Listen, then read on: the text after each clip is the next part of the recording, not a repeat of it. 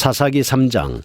여호와께서 가나안의 모든 전쟁들을 알지 못한 이스라엘을 시험하려 하시며 이스라엘 자손의 세대 중에 아직 전쟁을 알지 못하는 자들에게 그것을 가르쳐 알게 하려 하사 남겨두신 이방 민족들은 블레셋의 다섯 군주들과 모든 가나안 족속과 시돈 족속과 바알 헤르몬 산에서부터 하맛 입구까지 레바논 산에 거주하는 히위 족속이라. 남겨두신 이 이방 민족들로 이스라엘을 시험하사 여호와께서 모세를 통하여 그들의 조상들에게 이르신 명령들을 순종하는지 알고자 하셨더라. 그러므로 이스라엘 자손은 가나안 족속과 헷 족속과 아모리 족속과 브리스 족속과 휘위 족속과 여부스 족속 가운데에 거주하면서 그들의 딸들을 맞아 아내로 삼으며 자기 딸들을 그들의 아들들에게 주고 또 그들의 신들을 섬겼더라. 이스라엘 자손이 여호와의 목전에 악을 행하여 자기들의 하나님 여호와를 잊어버리고 바알들과 아세라들을 섬긴지라.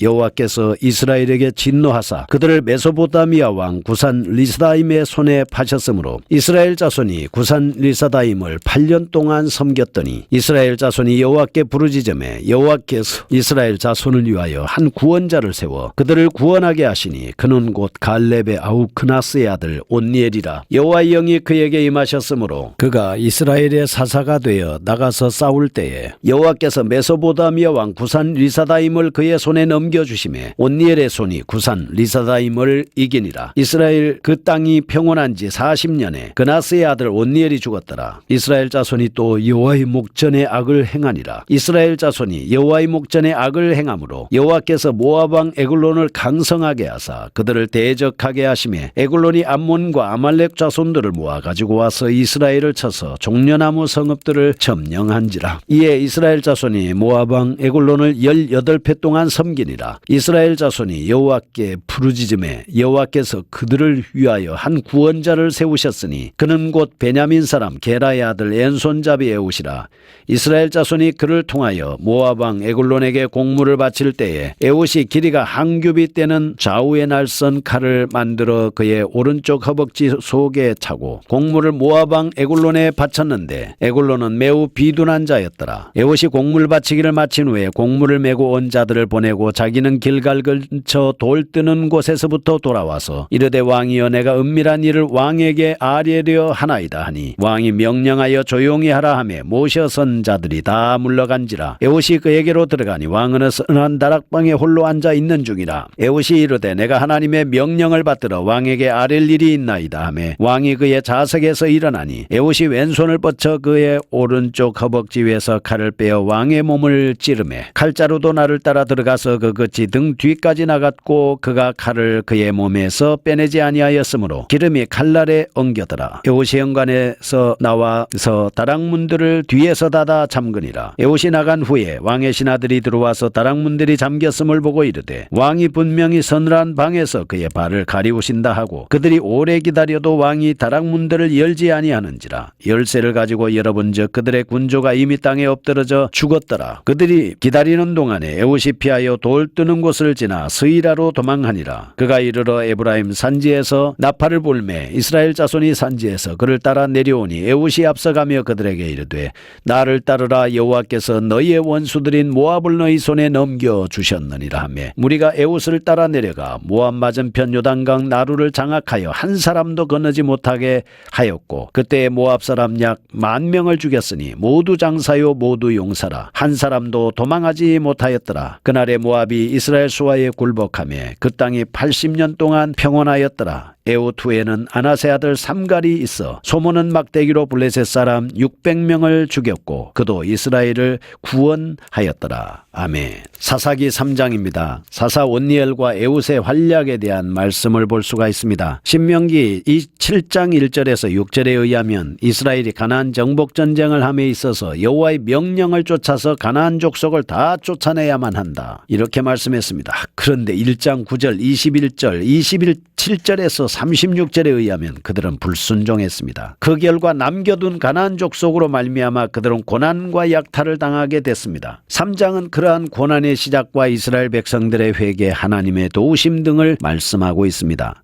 3장에서는 이스라엘의 불순종의 결과로 남겨둔 가나안 거민을 하나님께서 사용하셔서 이스라엘의 징계의 도구로 사용하고 있습니다. 이때 이스라엘 백성들이 회개하면서 다시 구원자를 보내셔서 적들의 압제에서 구원해 주시는 말씀이 계속해서 반복되고 있습니다. 신명기 4장을 보면 신명기의 원칙이 나옵니다. 하나님의 백성이 언약을 지키면 하나님께서 복을 주시고 가나안 땅에서 영원한 평안을 누리지만 언약을 어기면 약속의 땅에서 속히 망하게 할 것이라고 말씀해주고 있습니다. 이러한 역사는 사무엘 상하, 열왕기 상하, 역대기 상하에서 그대로 말씀이 적용되고 있습니다. 1절에서 6절 말씀해 보면 사사시대의 전 역사의 암담한 상황을 개관해 보여주고 있습니다. 7절에서 11절은 온니엘의 사역과 12절에서 31절은 에봇의 활약상을 보여주고 있습니다. 그들의 역할은 이스라엘 전체에 영향을 미칩니다. 11절, 30절은 그 결과로 태평하였더라 였습니다.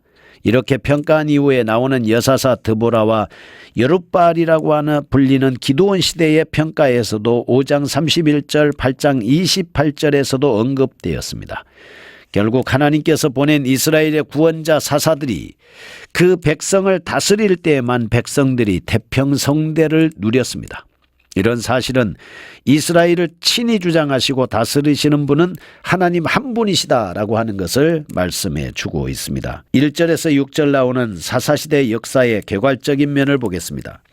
여호수아의 죽음과 더불어 이스라엘의 가나안 정복전쟁이 일단락된 시점에서부터 사사시대 전반에 걸친 상황을 서술하고 있다, 이렇게 볼 수 있습니다. 이스라엘은 가나안 정복전쟁 시에 하나님 말씀 그대로 그곳 거민들을 철저히 진멸했어야 됨에도 불구하고 많은 거민들을 그대로 남겨두었습니다. 그래서 그들과 더불어 사는 동안 이스라엘 백성들은 그들과 통혼합니다. 이방신들을 섬기게 됐습니다. 가나안 정복전쟁을 체험하지 못한 패역한 이스라엘 후세대들을 징계하고 연단하려고 작정하고 있습니다.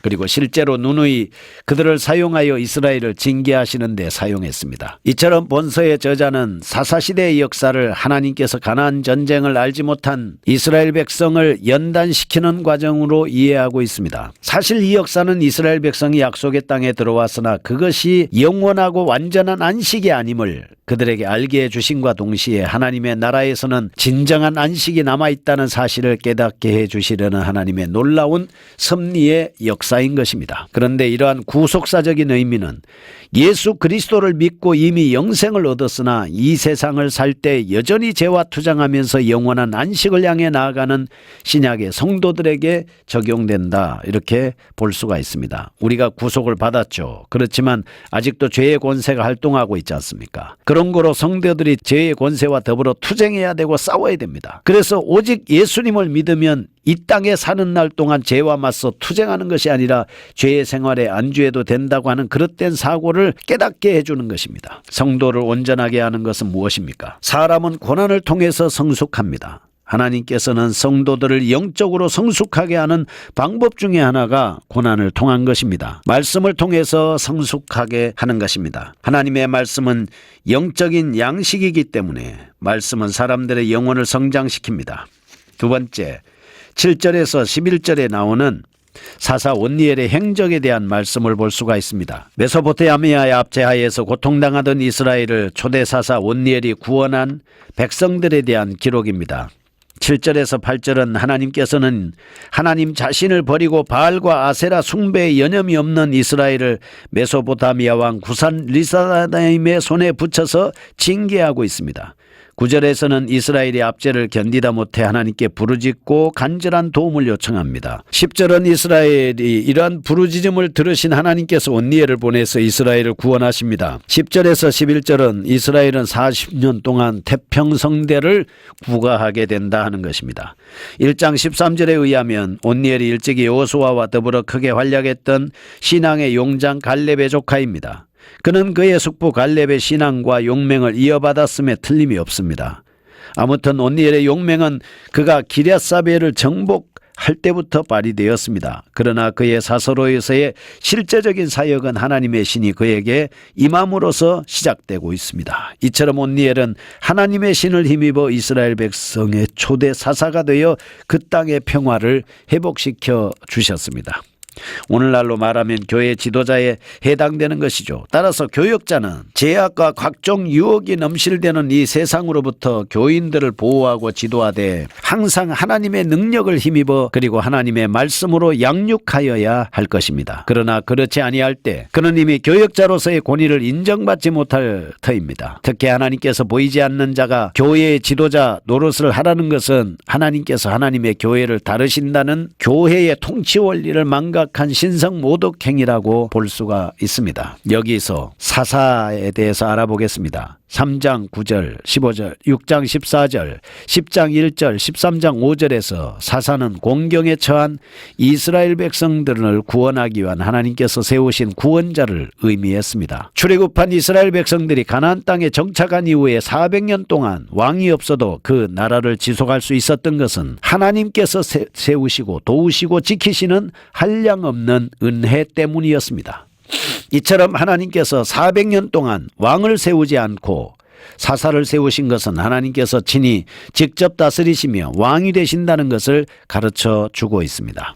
신약시대에도 예수 그리스도의 구속사역으로 말미암아 하나님의 나라가 이미 이 땅에 이루어졌다는 것을 보여주고 있습니다. 따라서 하나님의 백성이 된 성도는 영원한 통치자는 하나님 한 분이심을 알고 믿고 나아가야 합니다. 그러면 온니엘을 사사로 세운 이유가 무엇입니까?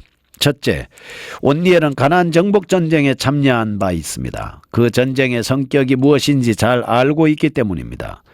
그리고 가나안에서 압제를 당하고 있는 가나안 출신 3세대들은 전쟁이 무엇인지를 잘 모르고 있습니다.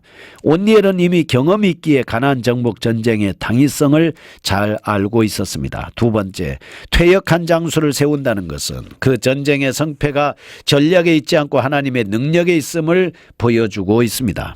세 번째, 하나님을 떠난 이스라엘의 신앙을 돌이키기에 온니엘의 증언은 설득력과 가치를 가지고 있습니다. 온니엘이 하나님의 사사로서 이스라엘은 구산 리스다임의 손에서 구원할 수 있었던 것은 그 자신의 삶이 곧 하나님의 증거자로서의 이미 충분히 준비되어 있었기 때문입니다. 세 번째입니다. 사사 에우세 행적에 대해서 보겠습니다. 이스라엘의 두 번째 사사인 에우세에 관한 기록입니다. 11절에 보면 사사 온니엘 치하에서 40년간을 평화를 유지합니다.